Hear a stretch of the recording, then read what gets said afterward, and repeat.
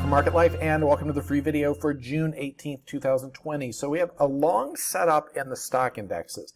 I want to talk just a little bit about how that's developed and what we need to actually trigger longs. Do be clear that when we talk about a setup, it's the first of at least two conditions that need to be fulfilled to give us a position.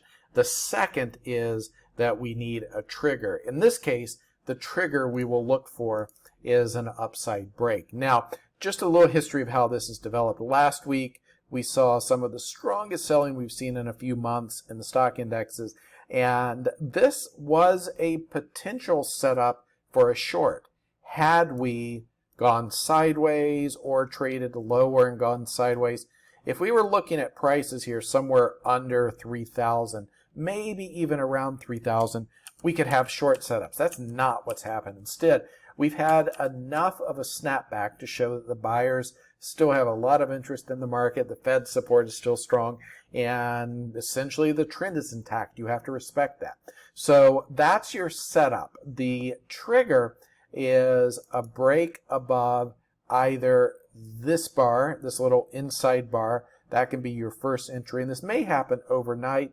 Your confirmed long entry is above this high. We're looking at futures. Your stop is somewhere above 3,000. So you don't need to be all the way down here, but you're also not going to be way up here. Just a reasonable stop is somewhere a little bit above 3,000. And a good first target for the trade is an extension up toward 3,300. We'll look at SPY here in case you trade that instead.